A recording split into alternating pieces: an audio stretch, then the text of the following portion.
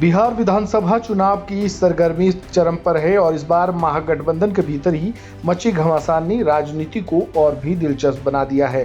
Seat बंटवारे की खींचतान के बीच अब महागठबंधन के घटक दल आपस में ही भिड़ गए हैं। कम से कम 11 विधानसभा सीटों पर मित्रों की जंग यानी दोस्ताना मुकाबले की स्थिति बन गई है, जहां कांग्रेस, आरजेडी और वाम दल वीआईपी के उम्मीदवार एक दूसरे के आमने सामने हैं। सबसे ज्यादा टक्कर आरजेडी और कांग्रेस के बीच है, जहां कुल 6 सीटों पर दोनों दलों के उम्मीदवार आमने सामने हैं।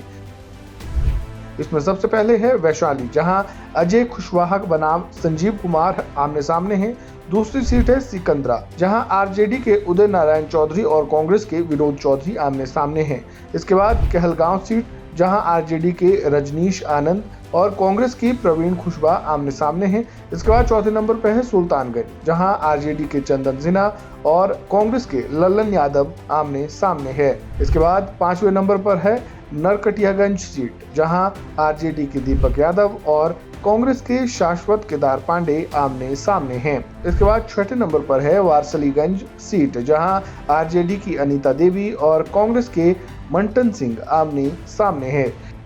यानी इन 6 इलाकों में गठबंधन साथी अब एक दूसरे की राह रोक रहे हैं। इसी तरह 4 सीटों पर वाम दल सीपीआई और कांग्रेस के बीच भी सीधा टकराव है। इसमें सबसे पहली सीट है बछवाड़ा, जहां सीपीआई के अवधेश कुमार राय का मुकाबला कांग्रेस के शिव प्रकाश गरीबदास से है। इसके अलावा राजा पाकर सीट पर सीपीआई के मोहित पासवान का मुकाबला कांग्रेस की प्रतिमा दास से है। इसके अलावा तीसरी सीट है बिहार शरीफ, जहां सीपीआई के शिव कुमार यादव का सामना कांग्रेस के उमेर खान से है। इसके बाद चौथे नंबर पर है करगहर सीट, जहां सीपीआई के महेंद्र गुप्ता का सामना कांग्रेस के संतोष मिश्रा से है। वहीं चैनपुर सीट पर आरजेडी और वीआईपी के बीच भी मुकाबला है। यहां वीआईपी की बाल गोविंद बिन का मुकाबला आरजेडी के ब्रिज किशोर बीना से है।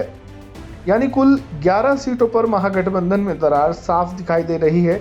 राजनीतिक विश्लेषकों का कहना है कि ऐसी स्थितियों से एनडीए को बड़ा फायदा मिल सकता है, क्योंकि विपक्ष के वोट सीधे तौर पर बढ़ जाएंगे। वहीं कांग्रेस या आरजेडी के कई स्थानीय नेता इसे जनता के सामने हमारी पकड़ दिखाने का मौका बता रहे हैं। बिहार में 6 और 11 नवंबर को 2 चरणों में मतदान होगा, जबकि 14 नवंबर को नतीजे आएंगे। पहले चरण में 121 सीटें और दूसरे चरण में 122 सीटों पर वोट डाले जाएंगे। राज्य के 7.43 करोड़ मतदाता तय करेंगे कि 22 नवंबर को खत्म हो रहे वर्तमान विधानसभा कार्यकाल के बाद सत्ता किसके हाथों में जाएगी।